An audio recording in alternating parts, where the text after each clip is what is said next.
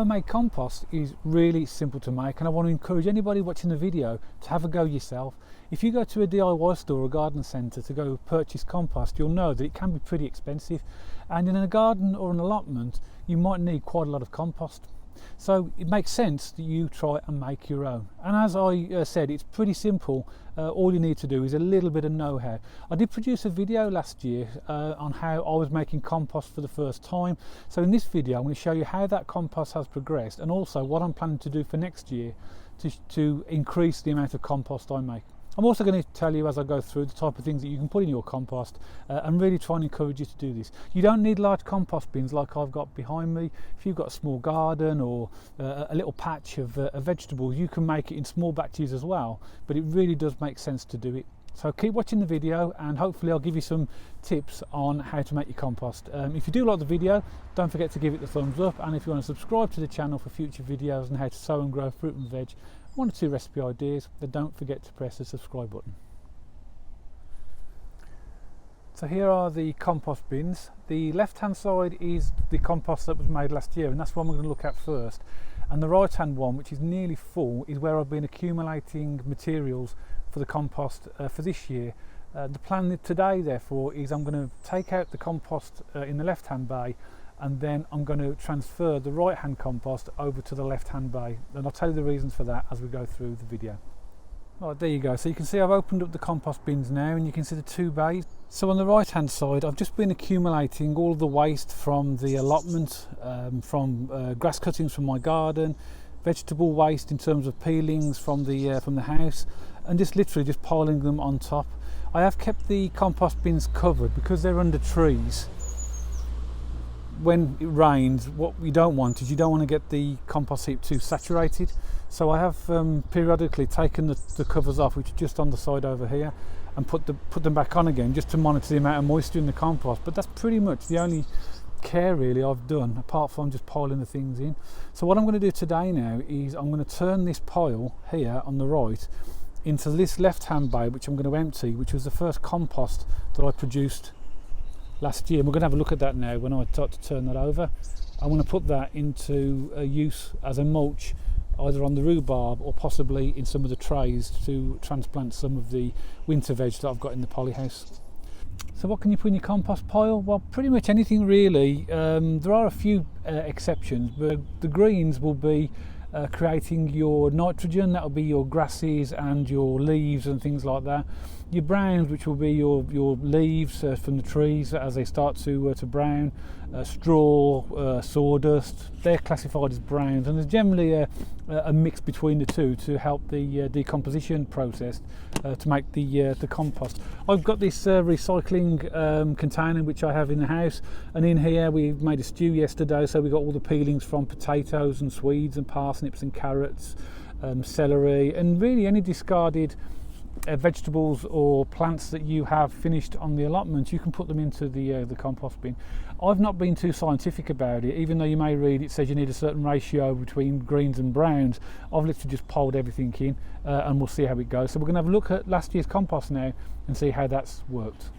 So this is a compost that's about 12 months old, and as I've said, all I did last year was piled in the things I've just shown you that have been accumulating for this year and put them in a pile. I turned it over once in about 6 months, just to put introduce a bit of air into it, and now we have this compost here, and I'm just now looking at it just to see how well it's composted as we go further down. So if I take a handful of the compost and show you what I've got, you can see there it's good texture, very well composted down. There are still 1 or 2 leaves in there, so it probably could do a little bit more composition, but to use it as a mulch, which I'm going to do around my rhubarb, is absolutely perfect.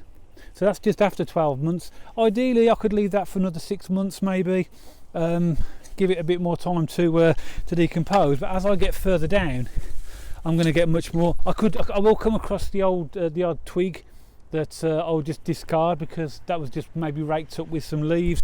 So any large bits you can get rid of, but this is perfectly good for what I need it for. So I'm really pleased with that, and that saves me it's going to save me a lot of money. I say there's must be about 3 or 4 bags of large compost in here, that 120 litres of compost costs around about £8 to £10, so there's a good saving just by that.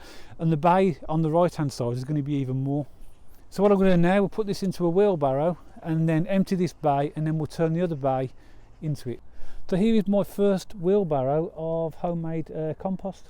And for what I need it for today, I'm going to mulch over my rhubarb, and there's 12 rhubarb plants just on the other side of this wheelbarrow. I've taken all the old leaves off now, and I'll give it a good covering of this mulch. And what that will do over the winter period, it will allow moisture to slowly seep through the compost mulch and take any nutrients down into the rhubarb itself, and that will make it much more healthier for next year. If I wanted to use this for seedlings, I think I possibly could actually for some of it. I'd probably have to sieve it, but if I wanted it to be more decomposed, obviously I'd just leave it longer in the compost bin. This one wheelbarrow here is about the equivalent of about 80 litres. In the UK, compost bags that we buy are measured in litres. This is about 60 to 80 litres, and this would cost about £7 to £8. I'd guess in the compost bin there must be another 4 or 5 wheelbarrows full. So again, literally it's completely free. It's almost nonsensical not to do it for yourself. So we're going to put this on the rhubarb, and then we'll go back to the compost bin and transfer the this year's compost into the left hand side. Well, even that surprised me. I've actually managed to cover all 12 of my rhubarb and got 7 wheelbarrows full of compost out that little heap. I'm absolutely chuffed to bits with that. That probably saved me £50 to £60 if I wanted to buy the equivalent material from a store. So it's well worth doing. And that mulch, the rhubarb are going to be well happy in there over the winter. The mulch will suppress the weeds, allow the nutrients to get into where it needs to go, and provide hopefully a really good new strong crop of rhubarb next year. So I just wanted to show you the compost at the bottom of the pile. And the reason for that is because as you go further down the pile it's more decomposed, but it really is a lot finer. For a first attempt at making compost, I've got to be honest, I'm absolutely chuffed to bits with that. I think it's really good.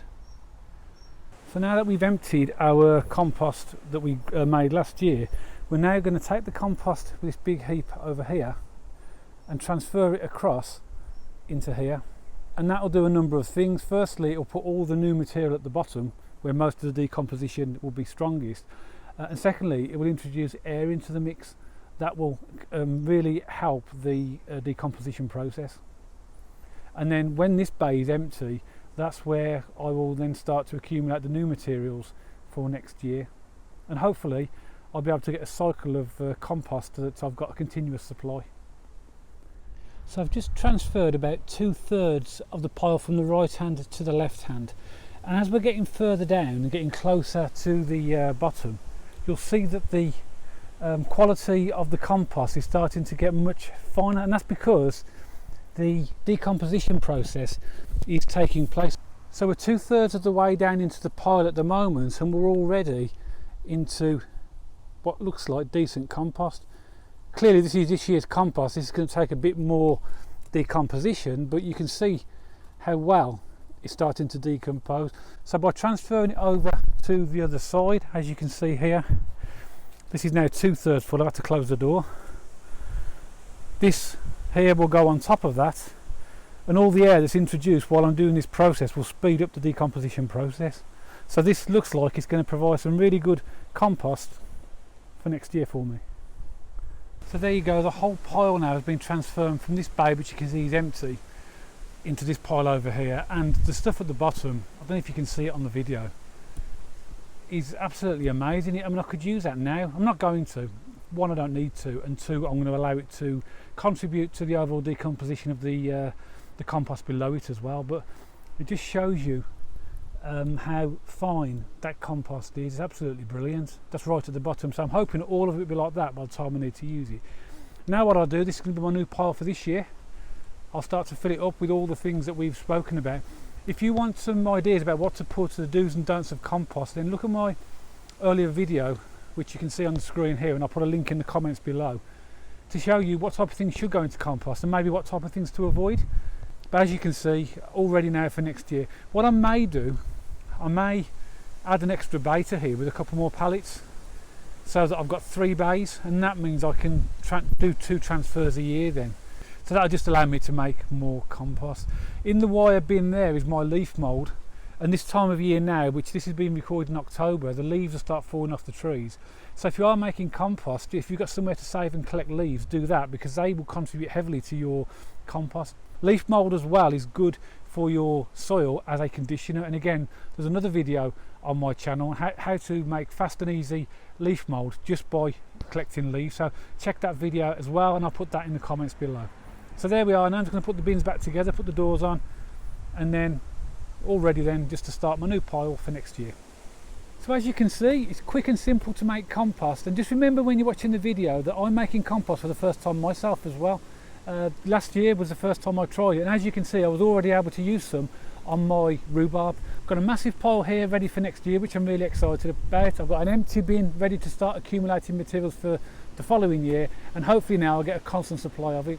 So give it a go, and check out the videos that are in the link as well to show you how to make compost, and also there's one on leaf mould. And if you do like this video, don't forget to give it the thumbs up, and if you want to subscribe to the channel for future videos on how to sow and grow fruit and veg, then please press the subscribe button, and I'll see you all on the next video.